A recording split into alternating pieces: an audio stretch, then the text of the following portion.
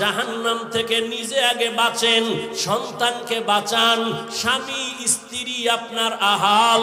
ও স্বামী, জাহান্নাম থেকে আপনি আগে বাঁচেন, আপনার স্ত্রীকে বাঁচান। ও ইমাম ও খতিব সাহেব, মুসল্লি আপনার আহাল, আপনি জাহান্নাম থেকে আগে নিজেকে বাঁচাবেন, এরপরে মুসল্লিদেরকে বাঁচাবেন। ও আল্লাহর গোলাম, ও এলাকার মিম্বর কমিশনার, ওয়ার্ডের মানুষকে আগে নিজে বাঁচেন, ওয়ার্ডের মানুষকেও জাহান্নাম থেকে বাঁচান। ও চেয়ারম্যান সাহেব, আপনি ইউনিয়নবাসীকে বাঁচাবেন, আগে আপনিও বাঁচবেন। ও এমপি সাহেব, আপনিও জাহান্নামের আগুন থেকে বাঁচেন, আপনার সদস্য যারা আপনার আসনে তাদেরও বাঁচাবেন। সরকার প্রধান, আপনিও জাহান্নাম থেকে বাঁচেন, আপনারা হালপুরা দেশবাসী এদেরকেও বাঁচান। ওলামায়ে কেরাম জাহান্নাম থেকে বাঁচবেন, গোটা দুনিয়ার উম্মত আপনারা হাল, উম্মতেরও বাঁচাবার দাওয়াত দেন, চেষ্টা করেন। মা বাবা সন্তানের হক আদায় করেন। অনেক মা বাবা কান্না করে, সন্তান আমার হক আদায় করে না। আমি বলি আব্বা জান, আম্মা জান, সন্তানের হক আদায় করছেননি, কি দুশ্মন?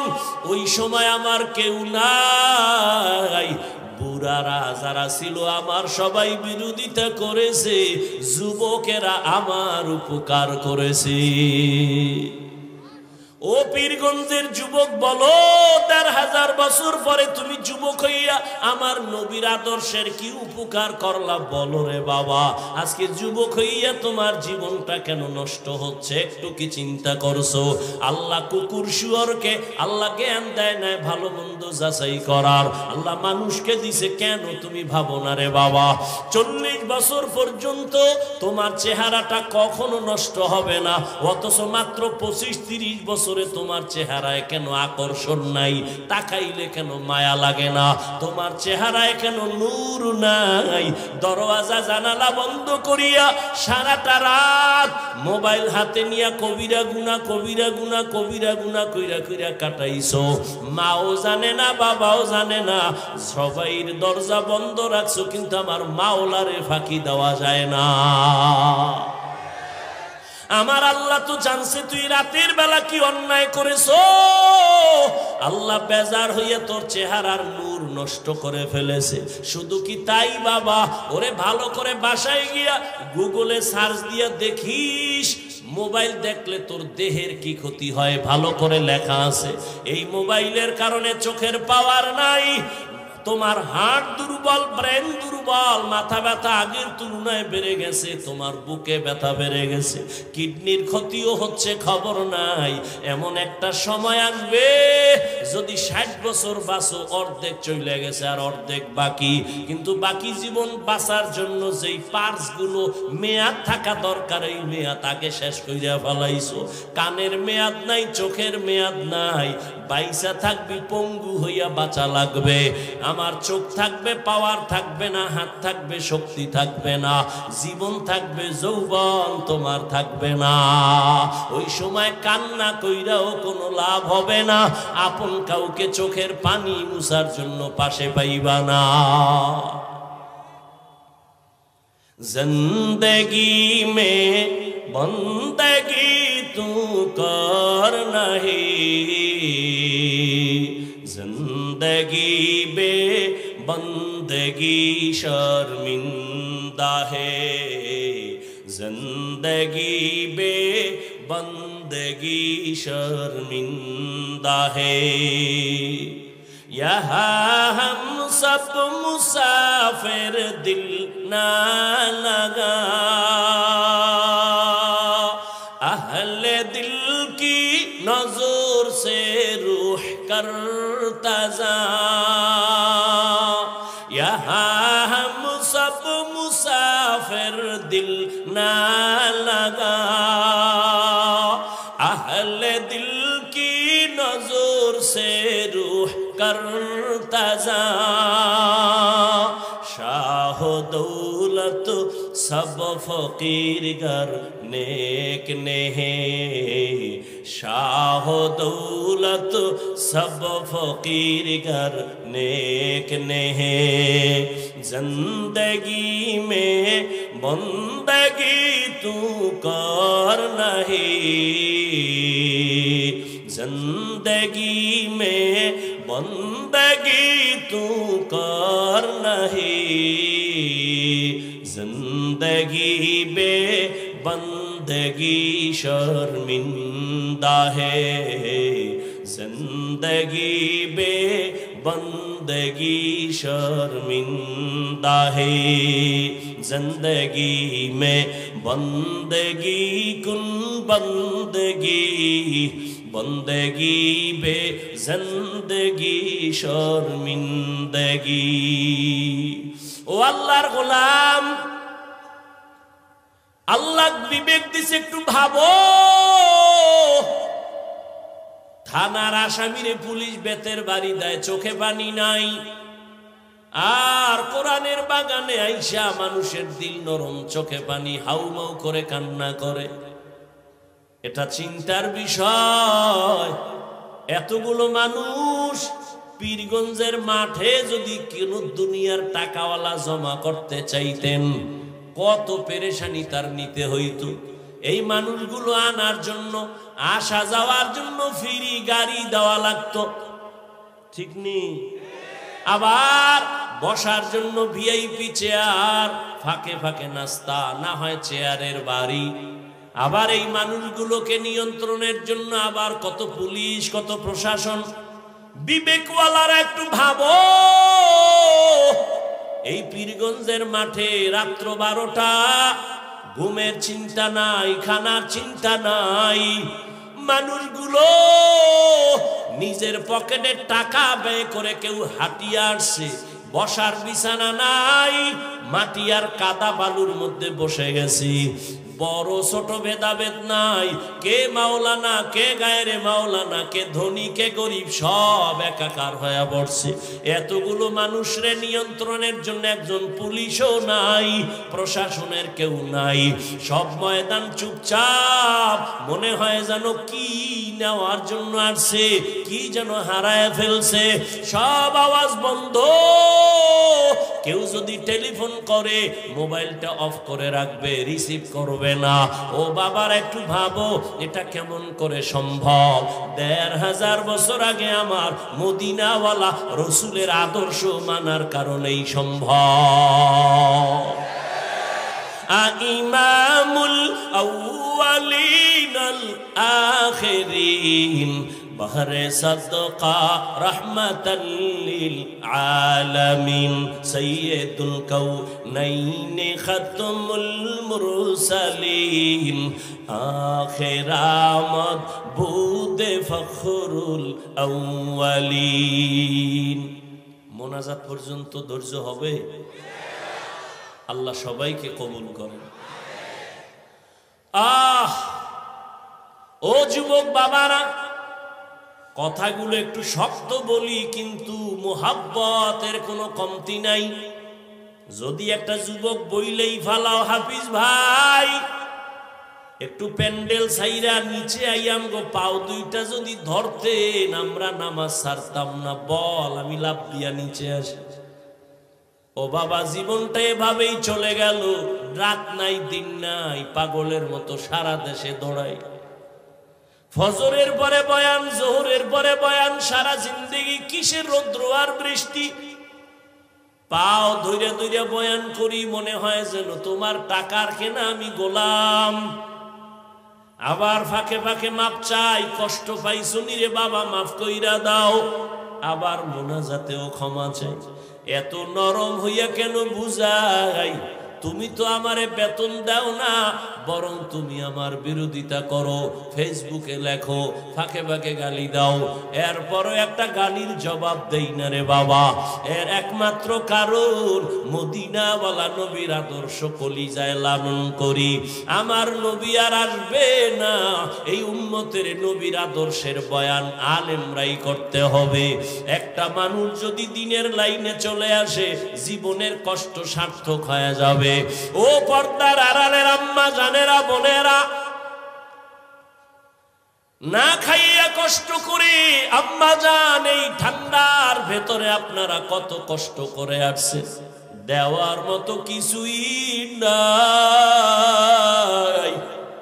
তবে কলিজাটা দিয়া দোয়া করব, আমি হাফিজুর রহমানের দোয়া কবুল হবে না, কিন্তু এই মাঠের মধ্যে বহু আল্লাহর গোলাম আছে যাদের দোয়া কবুল না হয় ছাড়বে না। ওরা যদি আমিন কইয়াই দেয় দোয়া কবুল হয়ে যাবে। দোয়া করব, হে মালিক আমাদের হাতে দেওয়ার কিছু নাই, ও আল্লাহ তোমার কাছে কোনোটার অভাব নাই, তুমি কিছু দাও আর না দাও আমার মুরব্বী, আমার বয়োজ্যেষ্ঠ যারা আল্লাহ এদেরকে ইব্রাহিম নবীর আদর্শওয়ালা জীবন দান করেন, আমার কলিজার প্রত্যেকটা যুবকের ইসমাইল নবীর আদর্শওয়ালা জীবন দান করেন, আমার পর্দার আড়ালের মা বোনদের আল্লাহ পাক হাজেরা আলাইহা সালাম আর নবীর মেয়ে ফাতেমার আদর্শ দান করেন, বলেন আমিন।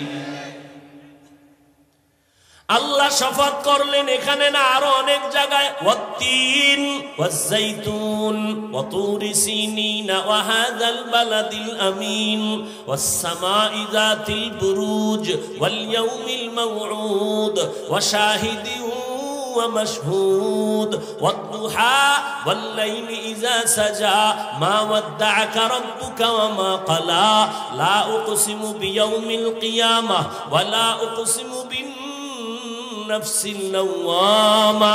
আল্লাহ পাক বারবার কসম করেন, তিনের কসম, জৈতুনের কসম, তুরে সিনার কসম, নিরাপদ শহর মক্কা নগরীর কসম।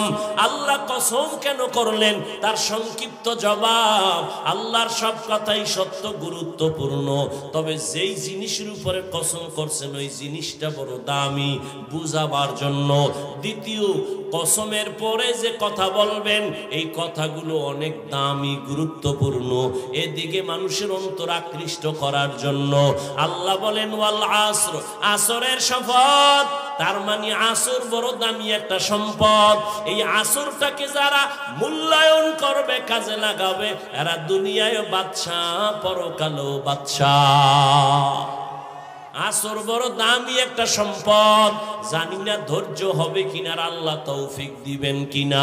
তাহলে আমি আসর নিয়ে কিছু কথা যদি পারি শেষে বলবো।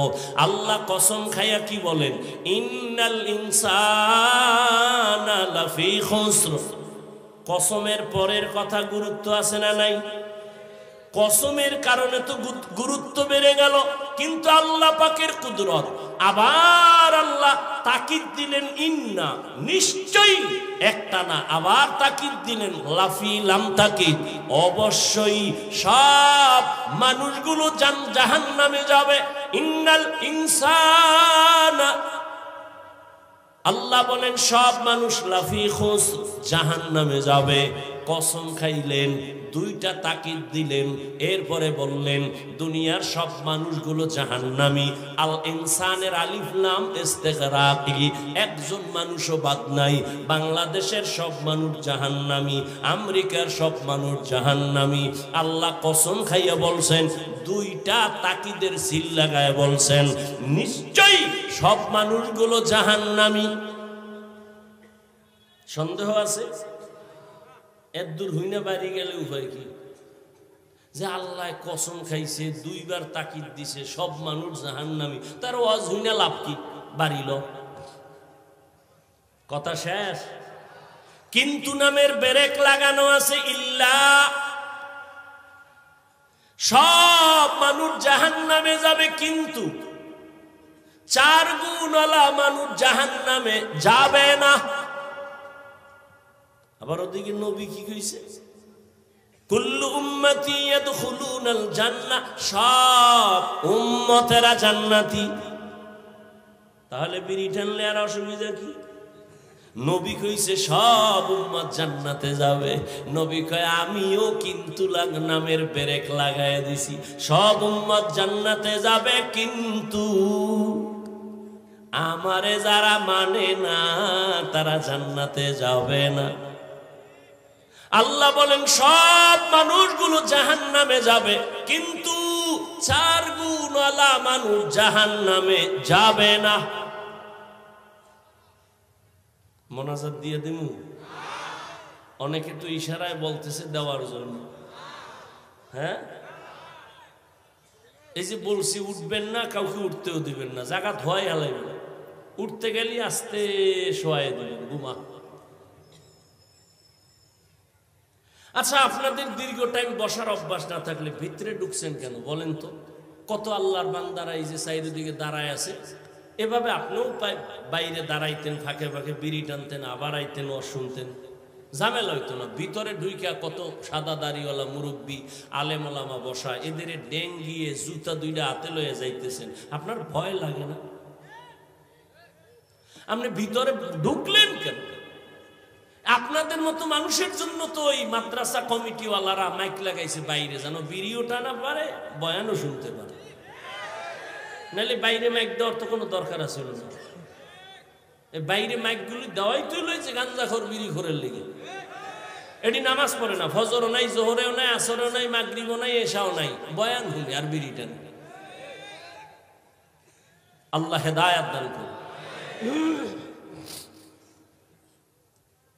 বলছি না, বয়ান বক্তার বাহাদুরিতে হয় না, মাওলায় বলাইতেছেন। এটি কি লেখে লইস? লেখেও জানি না, সম্ভব না। আর একটু সামনে আগাবো, আল্লাহ সবাইকে কবুল করুন। আরে বে, আপনারা তো ঘুমাইবেন পুরা 11 মাস 29 দিন, ইচ্ছারও ঘুমাইবেন, একদিন একটু কষ্ট। তবে আপনি আকাম কইরা গুনা কইরা কত রাত ঘুমান নাই?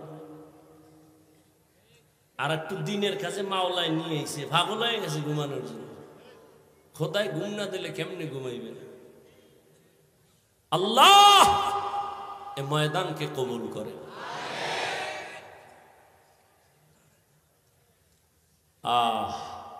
তো আল্লাহ বলেন সব মানুষগুলো জাহান্নামে যাবে, কয় গুণওয়ালারা জান্নাতে যাবে। প্রথম গুণের নাম ঈমান, দ্বিতীয় গুণের নাম হলো নেক আমল। অলাসের সূরা তো সবাই পারেন, কিন্তু মৌলিক কিছু কথা একটু শুনে যান। অলাসের সূরাটায় কি কইয়া যাইতেছে আমাদের। সব মানুষ জাহান্নামে যাবে, 4 গুণওয়ালা মানুষ জান্নাতে যাবে। প্রথম গুণ হলো ঈমান, দ্বিতীয় গুণ হলো নেক আমল। কয়টা হইল? আরো বাকি কয়টা? ভালো করে খেয়াল করেন।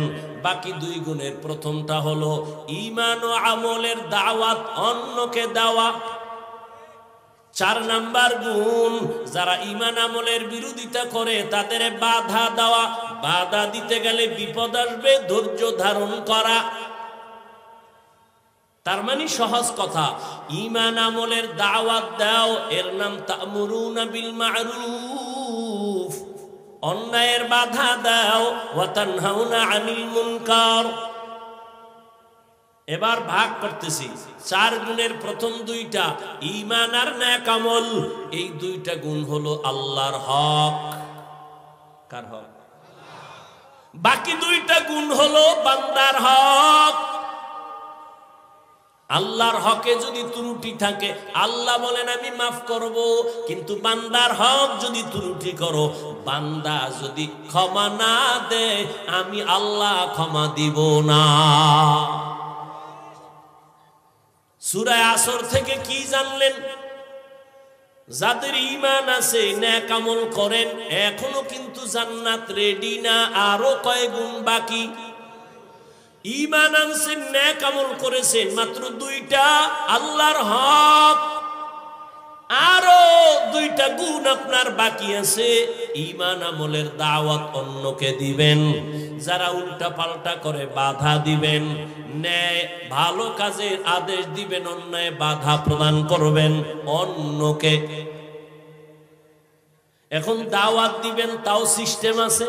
অন্যায় একজনে করে, তারে বাধা দিবেন কেমনে, তারও নিয়ম আছে, মন গড়া না।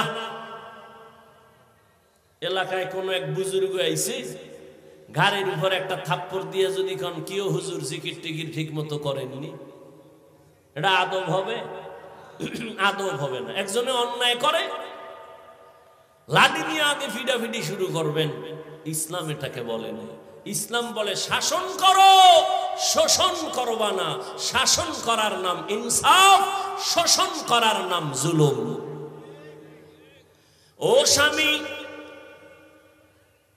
আল্লাহ পাক দুই দায়িত্ব, আল্লাহর হক, ঈমান আর নেক আমল। এই দুইটা দায়িত্ব যারা পালন করেন তারা শুধুমাত্র আল্লাহর হক আদায়ের রাস্তায় আসছেন। বাকি দুইটা গুণ আছে বান্দার হক। ঈমান আমলের দাওয়াত দিবেন, যারা ঈমান আমলের লাইনে নাই অন্যায় করবে বাধা দিবেন। এই দুইটা গুণ যাদের এখনো নাই, আপনার জান্নাত এখনো পূর্ণ রেডি হয় নাই। এখন কথা হলো, ঈমান আর আমলের দাওয়াত অন্যকে দিবেন, অন্যকে। এবার অন্যের বয়ান শুনেন। ইয়া আইয়ুহাল্লাযীনা আমানু কু আনফুসাকুম ওয়া আহলিকুম নারা ওয়াকুদুহান নাসু ওয়াল হিজারা আলাইহা মালাইকাতুন গিলাযুন শিদাদুন লা ইয়াসুনাল্লাহা মা আমারাহুম ওয়া ইয়াফআলুনা মা ইউমারুন।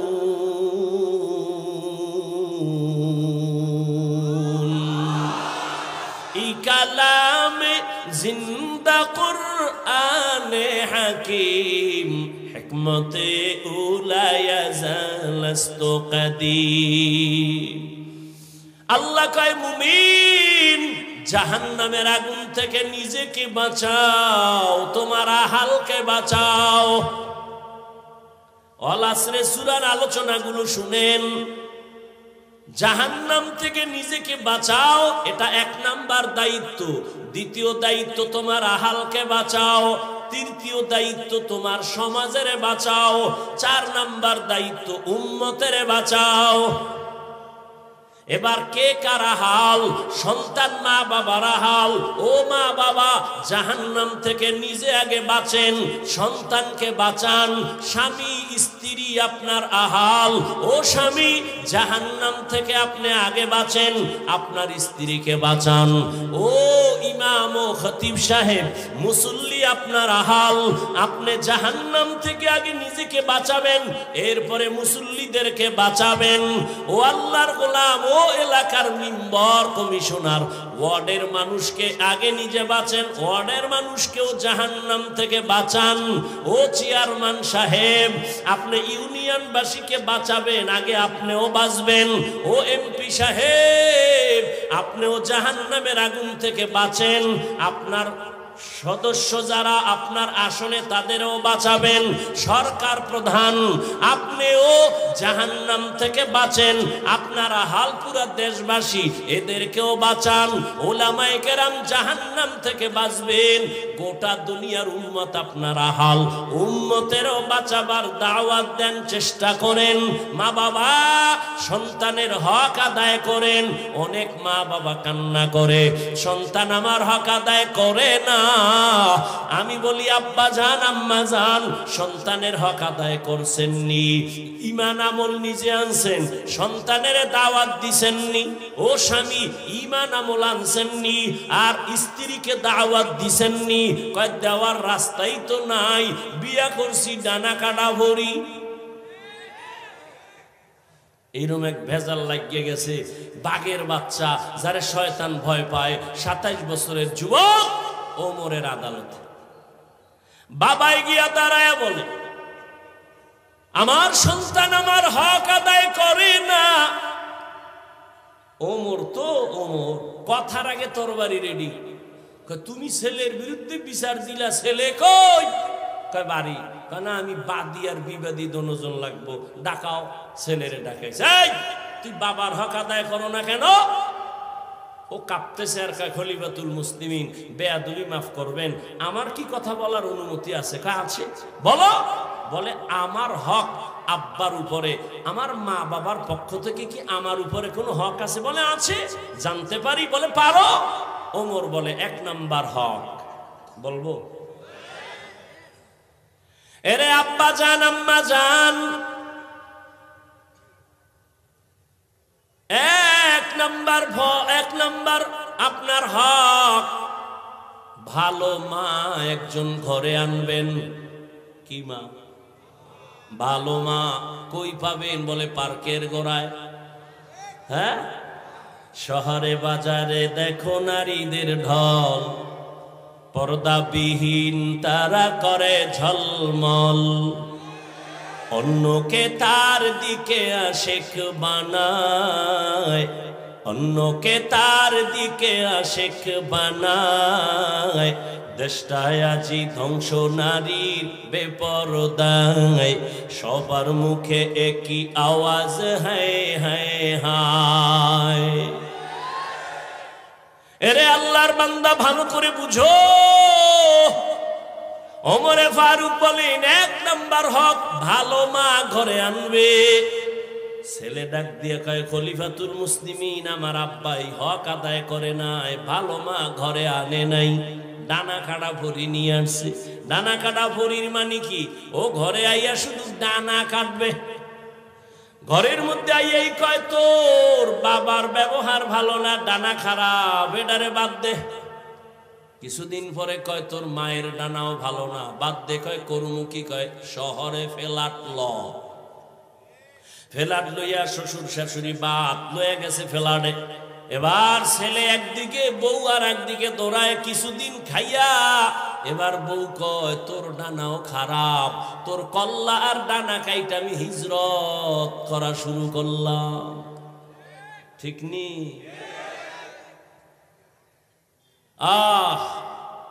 ভালো মা ঘরে আনো। ভালো মা কেমন একটু বলি? ধৈর্য হবে তো। ছোট ভাই বিয়া করে ফেলেছে, বড় ভাই এখনো বিয়া করে নাই।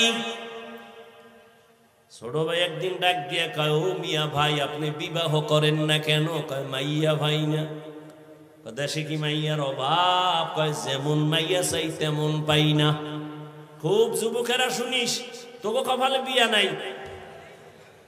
যেই পরিমাণ মোবাইলে অ্যাডভান্স হইয়া আসো, কপালে বিয়া নাই। আর যদি থাকেও তো বউ পাবি না, পাবি জল্লাদ। জুতা মোবারক দিয়া তোরে ফিডাইয়া জাল মিডাইব বিয়ার স্বাদ কেমন। কয় না হুজুর টেনশন নাই, কোরআন খসফত করছে কোরআন। আমি কই মাইয়া যে কোরআন লইছে সিরিয়াল কত? কয় কেমনে কই? আমি কই তোর সিরিয়াল যত মাইয়ার দাও তত। তোর সিরিয়াল কত? কয় 3। 2 মাইয়ার পরে এটা 3। আমি কই মাইয়াও 2 ফলার পরে তুই 3। আল খবিসাতু, কথা কন না? হ্যাঁ, খবিসের সাথে খবিস। তেঁতুল গাছ লাগায় যদি কয় আল্লাহ 2টা আম দিও, হবে? কোনদিন না। এক বেচারা দেহে আদরের ভোলা লইয়া কি সুমা খায়, বাবা খায়, আমি যদি একটা পাইতাম। এক হুজুরের দ্বারা গেছে, হুজুর অমুকে দেখি ছেলে লইয়া খুব আদর করে, আমারও মন চায় একটু যদি দোয়া করতেন। যা 1 বছর লাগবে। ঠিক আছে, 1 বছর অপেক্ষা করছে, কি ছেলেও নাই মাইয়াও নাই, মাথা গরম হয়ে গেছে। আবার দৌড়, হুজুর কি দোয়া করলেন? ছেলে তো ভাই না, মাইয়াও ভাই না, আপনাকে দোয়ায় বোধহয় অ্যাকশন নাই, পরের বাড়ি খান তো। হুজুর বলে আমাকে দোয়া ঠিক আছে, তুমি বিয়া করছো? কয় না। বিবাহ না করে সন্তানের আশা করা যেমন বোকামি, মদিনাওয়ালা নবীর আদর্শ জবাই করিয়া শান্তির দোয়া করাটাও বোকামি। दुनिया में हो दुनिया का तलबगार ना हो, बाजार से गुजर हो खरीदार ना हो। ये दुनिया एक मिसले कागज फूल है, ये दुनिया एक मिसले कागज फूल है। जिंदगी में बंदगी तू कर नहीं, আমার মাওলায় যদি কবুল করে সময় বেশি লাগবে না। পাগল হইছো কেন? তোর কপালে যদি বিয়া থাকে তো মাইয়া তো আরো আগে আল্লাহ বানাইছে। পাগল হইছো কেন? পাগল হয়ে গেছে।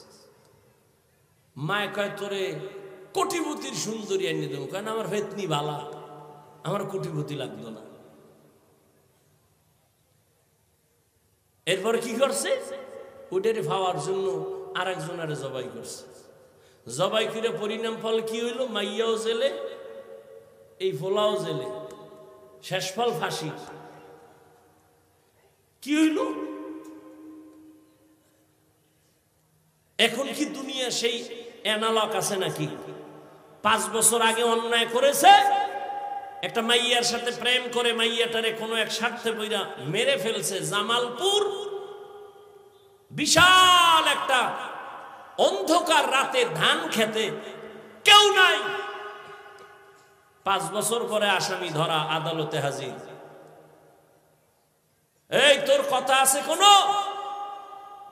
ডাক দিয়ে কয় জাস্টিসকে স্যার, আমার নিশ্চিত ফাঁসি হবে জানি, কিন্তু আমার প্রশ্ন 5 বছর আগে অপরাধ করেছি, কেউ জানেনি, আপনি জানলেন কেমন? কই মনে করছে আমি মাস্তানি করলে আমার দল বাঁচাবে, নেতা বাঁচাবে। অন্যায়ের একটা সীমা আছে, সীমা লঙ্ঘন হলে তোমার আপনটাও দুশ্মন হয়ে যায়, আর ছাড় নাই। ফয়সালা আসমান থেকে যদি এসেই যায়, জমিনওয়ালারা ব্যর্থ, শেষ। আল্লাহ হেদায়েত দান করুন। বড় ভাই বলল যদি আল্লাহ কবুল করেন সময় লাগবে না।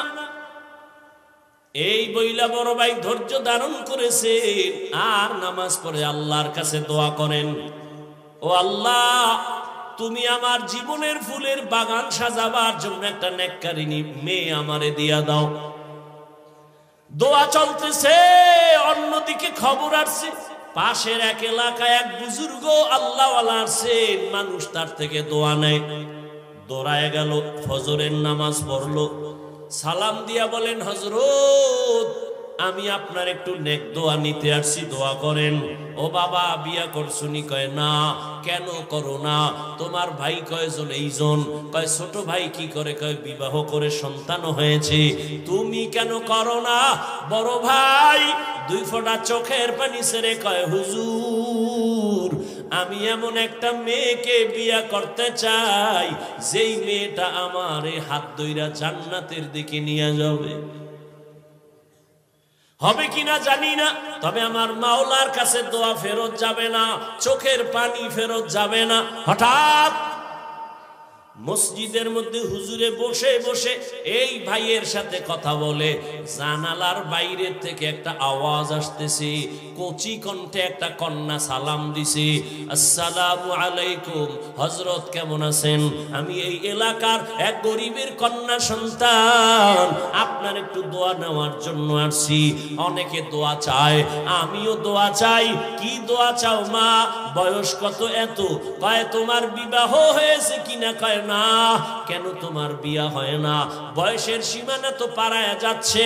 মেয়েটা ডাক দিয়া কয় হুজুর আমি আমার আল্লাহর কাছে দোয়া করতেছি, এমন একজন স্বামী আল্লাহ যেন আমারে দেয়, আমার হাত ধইরা যেন জান্নাতে নিয়ে যায়। তোমার আমার কাছে অভাব, আমার মালিকের কাছে কোনোটার অভাব নাই। হুজুর কয় রে যুবক, মাওলায় বুঝি তোর চোখের পানি কবুল করে ফেলছে, বিয়া করবিনি? বলে হুজুর আপনার দোয়া থাকলে আগাবো। হুজুর মধ্যে থাইকা এই মেয়ে ছেলের সাথে বিয়া করায় দিছে। এই যুবক নামটা শেষে কমু, বাসায় যেয়ে মোবাইল থেকে বের করবি, এই সান কফাইল্লা ভোলা ডাকে। আর তুই কে? কি অর্জন করেছ জীবনে? এখন যদি মরে যাও কথার কথা, জানো তোর মা খুশি হবে? তোর কপাল এত খারাপ যে তুই এখন মরলে তোর শিক্ষক খুশি, হুজুরেরা খুশি। কেন? তোর চরিত্র আর ব্যবহারে মা বাবা শান্তিতে নাই। মনে মনে খুব একটা বালা গেছে, বালিশে মাথা লাগায় ভাবিস যে আমার কপালটা এত খারাপ কেন? আমার মতোই তো যুবকে যুবক, তোমার মতো যুবক জীবনে মাদ্রাসার বারান্দায় যায় নাই, আলিফ বাতা পড়ে নাই, স্কুলে পড়ে, কলেজে পড়ে, চাকরি করে। সত্য কথাটা স্বীকার করো বাবা, বলো তোমার মতো জেনারেল লাইনের সন্তান যুবক স্কুল কলেজে পড়িয়া 5 বেলার নামাজ পড়ে, সত্য বলো আসেনি? আর বয়ানের দরকার নাই, তুমি নিজেরে জিজ্ঞাসা করো তোমার কপাল কেন এত খারাপ, তুমি কেন পারো না রে বাবা? এই পীরগঞ্জের ভেতরে এমন কি তোমার মতো ব্যবসায়ী নাই, দাড়িওয়ালা 5 ওয়াক্ত নামাজি? বলো বাবা তুমি কেন পারবা না? তোমার মতো যুবক জেনারেল লাইনে থাইকাও ব্যবসা করে, চাকরি করে, RAB, army, police, BDR, doctor, professor, engineer, OC, DC SP, 5 বেলার নামাজি দাড়িওয়ালা। সত্য কথা সাক্ষী দাও, আছে না নাই? তুমি নিজের বিবেকটাকে জিজ্ঞাসা করো তুমি কেন পারবা না? তোমার মতো যুবক নদীর মধ্যে মাছ ধরে, নামাজ ছাড়ে না, জিজ্ঞাসা করো বিবেকটাকে তুমি কেন পারো না? তোমার মতো যুবক রাস্তায় গাড়ি চালায়, নামাজ ছাড়ে না, বলো তুমি কেন পারো না? তোমার মতো যুবক ধান কাটে, জমিনে গিয়া নামাজ ছাড়ে না, গামছা বিছাইয়া তারপরে নামাজ পড়ে, বলো বাবা তুমি কেন পারবা না? ও পর্দার আড়ালের আম্মা জানেরা, বোনেরা, আপনাদের কপাল কত ভালো। আজকে এই পীরগঞ্জের স্টেজে 20টা ছেলের মাথায় পাগড়ি পরাইলাম, ওদের সিনার মধ্যে 30 পারা কোরআন জমা, আদর্শ লিপি 10 পৃষ্ঠার একটা হাফেজ বাংলাদেশ ঘুইরা পাইবা না। আর 30 পারা কোরআন 8 বছরের সন্তানের সিনায় মাত্র 6 মাসে মুখস্থ। ওদের মা বাবার মতো আজকে ঈদের আনন্দে আর কেউ নাই। ওর মা বাবা যে আজকে ঈদের আনন্দে আছে, আমার ছেলে হাফেজ হাজারো হাজারো মানুষের সামনে আজকে পাগড়ি নিল। কিয়ামতের দিন আমার আল্লাহ ডাকবে, আয় আয়, দুনিয়াতে কোরআন পইরা মানুষের পাগড়ি নিছো, আর মানুষ তোর তেলাওয়াত শুনে কান্না করছে। আজকে কোটি কোটি জান্নাতীদের সামনে আয়, একটু কোরআন তেলাওয়াত শোনা, আমি আল্লাহ নিজে তোর তেলাওয়াত শুনবো। আর তোর মা বাবার একটু ডাক, তোর মা বাবাই কত কষ্ট করিয়া খাইয়া না খাইয়া তোরে লেখাপড়া শিখাইছে। ওরে তোর মা কত রাত্র ঘুমাইতে পারে নাই, তোর মা কতবার খানা খায় নাই, ঘরে মেহমান ভরা, মা নিজে গোস্ত পাকাইয়া মেহমানের খাওয়ায়, মা এক টুকরা গোস্ত খায় না। কেন আমার ছেলেটা মাদ্রাসায় পড়ে, না জানি কি খায় না খায়, ওই চিন্তা কইরা মা এক টুকরা গোস্ত মুখের মধ্যে দেয় না। আর মোনাজাতে কাঁদে আর বলে, ও মালিক আমার ছেলেটারে তুমি আলেম বানাইও, কোরআনে হাফেজ বানাইও, কিয়ামতের ময়দানে আমার ছেলের দ্বারা যেন আমার জান্নাত রাজা রাস্তা ক্লিয়ার হয়। ও মা বোনেরা, আপনারা কি পারেন না একটা ভালো ছেলের মা হইয়া কবরে যাবেন? ওরে আপনারা তো নবীদের মায়ের মতো দামি মা, আপনারা তো সাহাবায়ে কেরামদের মায়ের মতো দামি মা। খাদিজা রাদিয়াল্লাহু আনহার মতো দামি নারী, ফাতেমা রাদিয়াল্লাহু আনহার মতো দামি নারী, আপনারা তো আয়েশা রাদিয়াল্লাহু আনহার মতো দামি নারী। ও পর্দার আড়ালের আম্মা জানেরা, আপনারা তো ইসমাঈল নবীর মা হাজেরা আলাইহিস সালামের মতো দামি নারী, আপনারা তো ঈসা নবীর মা মারিয়াম আলাইহিস সালামের মতো বড় দামি নারী। এই দুনিয়ায় বড় আল্লাহর দুশমন ফেরাউন আল্লাহর সাথে বেয়াদবি আর চ্যালেঞ্জ কইরা নিজেরে খোদা দাবি করলো।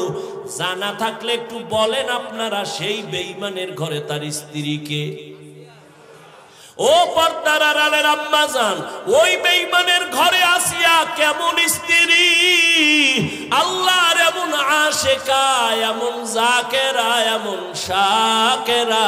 রহমতের নবী বলেন, কিয়ামতের দিন জান্নাতে আসিয়ার সাথে আমার বিয়া হয়ে যাবে। ও পীরগঞ্জের মা, আপনার আপনার স্বামী তো ফেরাউনের মতো খারাপ না, আপনার স্বামী তো আলেমের মোহাব্বত করে। আপনি যদি নামাজ পড়িয়া স্বামীর জন্য দোয়া করতেন, ও আল্লাহ আমার স্বামী দিন নাই রাত নাই কত কষ্ট করে কামাই করে, একটা স্বামীও নিজের জন্য কষ্ট করে না। সব স্বামীরা সন্তানের মুখে স্ত্রীর মুখে হাসি ফুটাবার জন্য গাধার মতো কষ্ট করে। ও মা, আপনি যদি নামাজ পড়িয়া দোয়া করতেন, আল্লাহ আমার স্বামীর কামাই রুজিতে বরকত বাড়াও, আমার স্বামীর হায়াতে বরকত দাও, ও আল্লাহ সুস্থ রাখো। আর ঘরে আসার পরে যদি হাসি মুখে বুঝাইতেন, ও স্বামী আমিও নামাজ পড়ি, তুমিও নামাজটা ধইরা ফালাও। আর জীবনে আমার একটা আবদার, একটা দাবি, আমি আমার মা বাবার মায়া আর আদর চাইরা তোমার ঘরে আসছি রে স্বামী। তোমার কাছে আমার জীবনের একটা দাবি, জীবনে কোনোদিন অবৈধ আর হারাম টাকা ঘরে ঢুকাইবা না। হারাম টাকার অবৈধ টাকা খাইয়া আমাদের রক্ত নাপাক করব না, আমাদের সন্তানদের রক্ত নাপাক করব না। এরে আম্মা জান, স্বামীটাকে যদি বুঝাইতেন, আপনার স্বামী জীবনেও অবৈধ হারাম টাকা ঘরে নিত না, 5 ওয়াক্ত নামাজ পড়তো।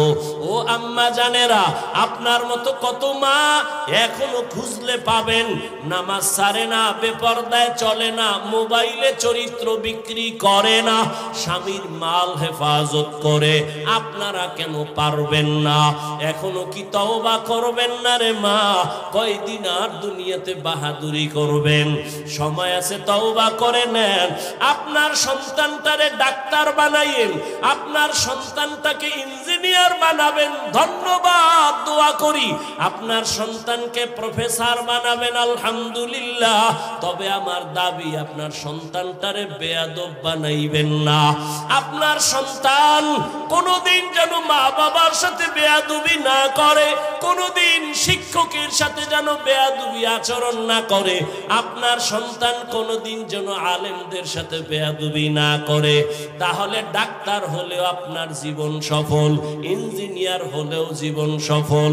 এরে আম্মা জান, সন্তানটারে যদি মাঝে মাঝে বুঝাইতেন, রে বাবা আমি তোর মা, জীবনে তোরে নিয়ে কম কষ্ট করি নাই, আমার জীবনের তোর কাছে আমার আবদার, জীবনে মিথ্যা কথা বলবি না, কারো হক নষ্ট করবি না, কারো সাথে খারাপ ব্যবহার করিয়া বরদোয়া নিবি না। যদি সন্তানের বুঝাইতেন, ডাক্তার হইয়া ও সন্তান অনেক দামি হয়ে যাইত। ওই আল্লাহর ওলি এই যুবক আর যুবতীর সাথে বিবাহ করায় দিল। এবার মনের মতো বউ পাইছে ভাই, আবার মহিলাটাও মনের মতো একজন স্বামী পাইল। আজান হলেই তো পাগল হয়ে যায় দুজন, দুনিয়ার সব কাজ বাদ, নামাজে দাঁড়াও। আবার নামাজের পরে আমল তেলাওয়াত, এভাবে আমল শুরু করলো। ফজরের সময় স্বামী যদি আগে উঠে, স্ত্রীকে ডাক দেয়, উঠো নামাজ আদায় করো। আবার স্ত্রী যদি আগে উঠে, স্বামীকে ডাক দেয়, উঠো নামাজ পড়ো। নামাজ পড়া দুজনার একটা চাওয়া আল্লাহর কাছে। স্ত্রীও কাঁদে আর কয়, স্বামীও একই দোয়া করে, আল্লাহ মনের মতো স্বামী পাইছি, স্ত্রীও পাইলাম, দুইজনে এখন বাগান সাজাবো। পাহারা দেওয়ার জন্য বাগানটাকে নেককার একটা ছেলে দান করো। দুইজনার দোয়া কবুল হতে চলছে, এক হাতে তালি বাজে না, বিনা বাতাসে পানি নড়ে না। ঠিক স্বামী আর স্ত্রীর মন যদি এক না হয়, ওই বাগানে কোনোদিন ফুল ফোটে না। স্ত্রীর মনও এক, স্বামীর মনটাও এক, দুইজনে কান্না করে দোয়া করতেছেন, হে মালিক নেককার সন্তান দিও। আল্লাহ এমন একটা সন্তান তাদের দান করলেন। এই সন্তান দুনিয়াতে আসা মাত্র ডান কানে আজানের আওয়াজ, বাম কানে ইকামতের আওয়াজ। 7 দিনের দিন চুল ফালায় একটা সুন্দর নাম রাখছে। নাম রাখার পরে এবার সন্তানটারে আদব শিক্ষা দিতেছে। আদব শিক্ষা দিয়া এমন একটা আদর্শের সন্তান মা বাবা উপহার দিয়া গেল। ইতিহাসের পৃষ্ঠা যদি খুলো বাবারা, নামটা দেখবা স্বর্ণাক্ষরে লেখা। গুগলে সার্চ দিয়া বাসায় গিয়া বাইর কইরো, ওই দুইজনার মিলন মেলার বাগানের ফুটন্ত গোলাপ এমন এক সন্তান বীর যোদ্ধা হইয়া ইমানের পাওয়ার নিয়া বাইতুল মুকদ্দাসে গেলেন। বাইতুল মুকাদ্দাস জেরুজালেমে যাইয়া ইহুদি বেঈমানের হাত থেকে প্রথম কিবলা বাইতুল মাকদিসকে হস্তগত করে ফেললেন। ওই মালয়েশিয়া, রাশিয়া সব বেঈমানের মোকাবেলায় বিজয়ের পতাকা উড্ডীন করলেন। ওই সন্তানের নাম এমন কোন ইতিহাসবিদ নাই জানে না, এমন কোন শিক্ষিত মানুষ নাই জানে না, এমন বীর পুরুষকে যার শিক্ষা নিয়ে যার অবদানকে কেউ অস্বীকার করতে পারে না। মিশর হাতে নিয়ে নিল, রাশিয়া হাতে নিয়ে নিল, বাইতুল মুকাদ্দাস ইহুদিকে নিপাত করে হাতে নিয়ে নিল। এই ভাগ্যবান ভাগ্যবতী মায়ের সন্তান, ভাগ্যবান বাবার সন্তান, ইতিহাসের পৃষ্ঠায় তার নাম সুলতান সালাউদ্দিন আইয়ুবী রহমাতুল্লাহি আলাইহি। ও যুবক, গুগলে সার্চ দিয়ে দেখো সুলতান সালাউদ্দিন আইয়ুবী কে। আজকেই বের কইরা দেখ কেমন মায়ের, কেমন বাবার, কেমন সন্তান। সুলতান সালাউদ্দিন আইয়ুবী গোটা দুনিয়াকে আলোড়ন করে ফেলেছেন, রাষ্ট্র চালাইছেন, আবার জুমার নামাজও পড়াইছেন। একেই তো বলে ইসলামের নেতা, একেই তো বলে ইসলামের একজন সিপাহ সালার। মদিনা রাষ্ট্র চালাইছেন আমার নবী, আমার দুনিয়ার রাষ্ট্র চালাইছেন আবু বকর, ওমর, ওসমান, আলী। চালাইয়া দেখাইছে রাজনীতি যদি করো জান্নাতে যাওয়ার রাস্তায় গিয়া করিও, দান্দাবাজি আর চান্দাবাজি যদি করো কবরে যাওয়ার আগে কপাল নষ্ট হয়ে যাবে। রাজনীতি কইরা কি জান্নাতে যাওয়ার রাস্তা নাই? কথা বলেন না কেন? কপাল খারাপ। ব্যবসায়ী ভাই, ব্যবসার লাইনে থাইকা জান্নাতের পথ খুঁজো। ওই বেঈমান ফেরাউন এত বড় টাকার ক্ষমতার মালিক, তার ঘরের স্ত্রী আসিয়া আমার মাওলার এমন আশেকা হয়ে গেছে, দুনিয়ার থেকে বিদায়ের আগে জান্নাতের চেহারাটা আল্লাহ তারে দেখায় দিছে। ও যুবক বাবারা, ও বৃদ্ধ বাবাজিরা, আপনাদের মতো কত বুড়া বাবারা হাতের মধ্যে লাঠি নিয়ে মসজিদে গিয়া 5 বেলার নামাজ পড়ে, আপনি কেন পারবেন না? ও যুবক, আমিও যদি তোমার মতো চিন্তা করিয়া আমি প্যান্ট শার্ট টাই লাগায়া দাড়ি কাইটা রাস্তায় ঘুরতাম, কেউ আমারে বাধা দিত না। এই টুপির কারণে মাথা গরম, দাড়ির কারণে যৌবনের ভাব চলে যায়, কম বুঝি না। লম্বা জামাটা পরার কারণে শরীরটা গরম লাগে, কম বুঝি না। এই আর 10 মিনিট সময় দিবা? ভালো করে বুঝো, আমি এখানে চেয়ারে বইসাই কিন্তু বলেছিলাম এখানে আসতেও কপাল লাগে, বসতেও কপাল লাগে। মা বাবার জন্য দোয়া কইরা যাইতো বাবা, কপাল লাগে। সবার কপালে দোয়া নসিব হয় না, সবার কপালে বেহেশতের বাগানে টিকে থাকা নসিব হয় না। হেদায়েতের মালিক আল্লাহ। ও যুবক, আমিও যদি তোমার মতো ওইভাবে চলতাম কেউ বাধা দিত না, কিন্তু না, তুমিও মুসলমান, আমিও মুসলমান, তোমার আমার আল্লাহ এক, নবী এক, কোরআন এক, কাবা এক, ধর্ম এক, কালেমা এক। অথচ আমি টুপি খুলতে লজ্জা পাই, তুমি টুপি দিতে লজ্জা পাও। আমি দাড়ি কাটতে লজ্জা পাই, তুমি দাড়ি রাখতে লজ্জা পাও। আমি পর্দা না করলে লজ্জা পাই, তুমি পর্দা করতে গেলে লজ্জা পাও। আমি মসজিদে না ঢুকলে লজ্জা পাই, তুমি মসজিদে ঢুকতে গেলে লজ্জা পাও। অথচ তুমিও আল্লাহ মানো, নবী মানো, কোরআন মানো, হাদিস মানো, কেন বাবা এত দূরত্ব বুঝি না রে বাবা, তুমি ভুলে আসো নাকি আমি ভুলে আসি তাও বুঝি না রে বাবা। চিন্তা ভাবনা কইরা দেখলাম যত লাইন থাকুক না কেন আমার মাওলার কোরআন সত্য, নবীর কথা সত্য, কোনো মিথ্যা নাই। যুবকেরা আর একবার জিজ্ঞাসা করি পিছনের কথা, আল্লাহর কোরআন যে সত্য কোনো সন্দেহ আছে? ওই কোরআনে জান্নাতের বয়ান আসেনি, জাহান্নামের বয়ান আসেনি। কে জান্নাতে যাবে কে জাহান্নামে যাবে আমার আল্লাহ তাও বলছেন। ও বাবারা, নেক আমলওয়ালা জান্নাতে যাবে, যারা গুনাহগার তারা জাহান্নামে যাবে। জান্নাতটা কেমন আরামের ঘর আল্লাহ তাও বয়ান করেছেন, আর জাহান্নামটা কেমন আযাবের ঘর আমার আল্লাহ আমার নবী তাও বয়ান করেছেন। আম্মা জান আয়েশা রাদিয়াল্লাহু আনহা বলেন, আমি একদিন তাকায়া দেখি রহমতের নবী আমার রুমে বৈশা বৈশা গুনগুন করে কান্না করেন। আমি ভয় পেয়ে গেলাম, না জানি আমি আয়েশা কোনো বেয়াদবি করে ফেললাম। ইয়া রাসূলুল্লাহ, আপনি কাঁদেন কেন? আমি কোনো বেয়াদবি করলাম? কয় না। তো কেন কাঁদেন? নবী বলেন, ও আয়েশা, কিয়ামতের ময়দানে আমার উম্মতের কি উপায় হবে সেই ভাবনায় কাঁদতেছি। কিয়ামতের ময়দানে এত ভয়ঙ্কর, এত ভয়ঙ্কর হবে। আম্মা জান আয়েশা বলেন, ইয়া রাসূলুল্লাহ, কিয়ামতের ময়দান কেমন ভয়ঙ্কর? নবী বলেন, এই জমিন হবে কিয়ামতের মাঠ, আরাফার ময়দান হবে আল্লাহর আদালত। মানুষগুলো সবাই উলঙ্গ দাঁড়ায় যাবে, এই জমিনে সব মানুষ উলঙ্গ দাঁড়াবে। আম্মা জান আয়েশা কয়, নারীরাও? কয় হ্যাঁ, নারীরাও উলঙ্গ, পুরুষেরাও উলঙ্গ দাঁড়াবে।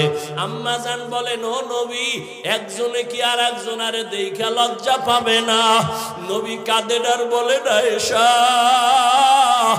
ওরে হাসরের ময়দানটা তো কত ভয়ঙ্কর হবে। হাসরের মাঠে আমার আল্লাহ রাগান্বিত আওয়াজ দেওয়া শুরু করবেন, লিমানিল মুলকুল ইয়াউম লিল্লাহিল ওয়াহিদিল কাহ্হার। আল্লাহ বলবেন, আজকের আদালতের রাজত্ব কার? আল্লাহ পাকে এত কঠিন একটা আওয়াজ দিবেন, রাগান্বিত আওয়াজ, হাসরের ময়দানটা থরথর করে কেঁপে উঠবে। আর আল্লাহ বলবে, সূর্য নিচে নেমে আয়, যত তাপ আছে ছেড়ে দে।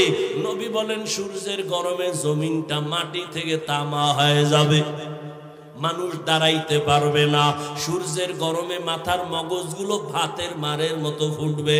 অন্যদিকে জাহান্নামের আওয়াজ, জাহান্নাম চিল্লায়া বলবে, ও আল্লাহ, বেনামাজি গুনাহগার গুলো কই? আমার পেটে দাও, আমার পেটে বড় ক্ষুধা।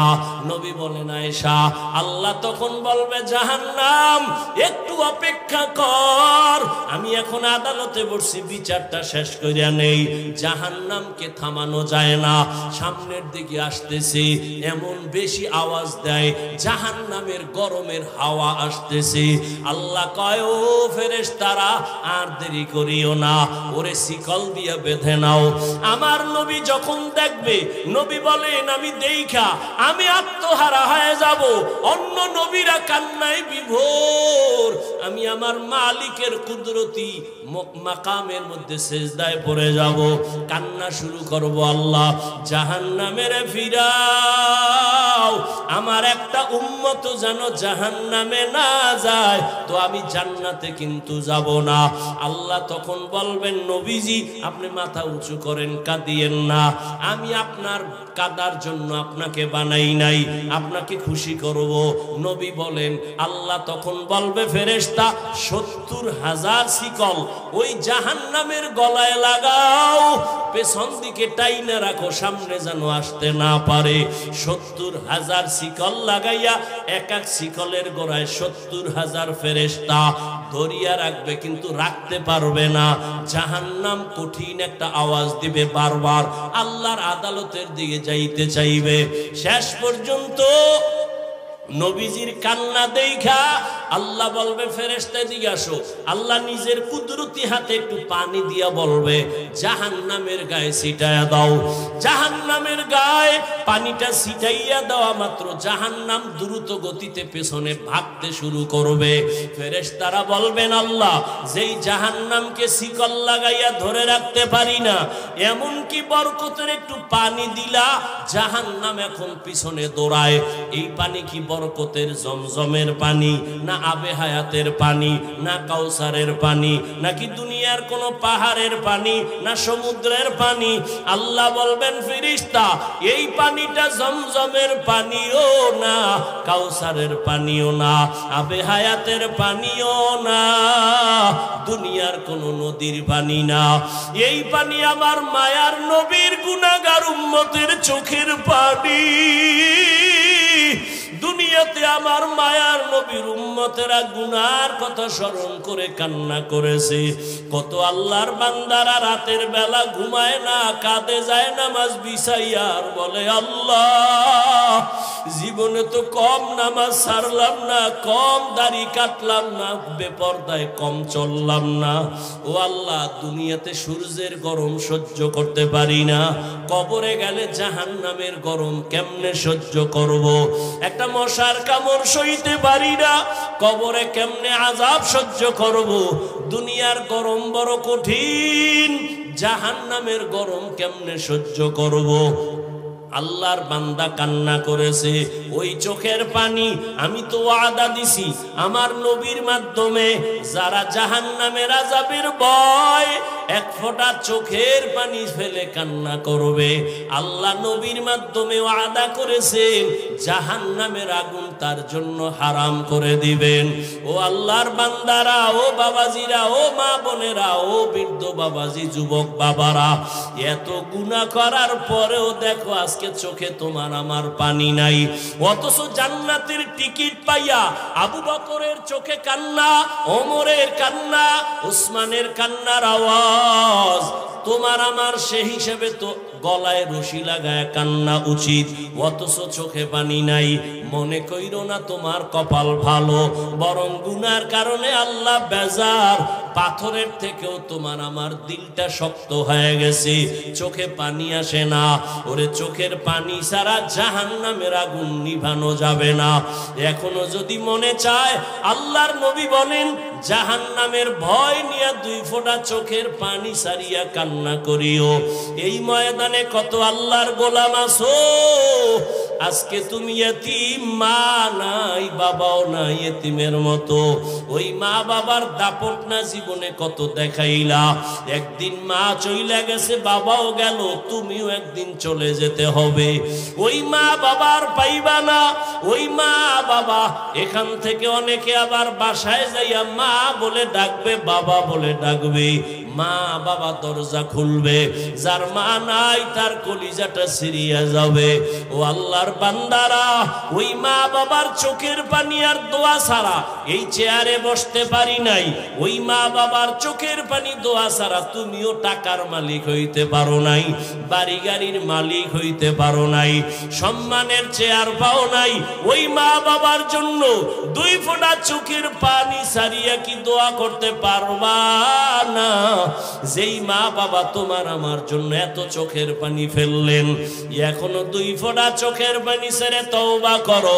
জীবনে তো গুনাহ কম করো নাই, কেউ জানে না, আমার আল্লাহ জানেন।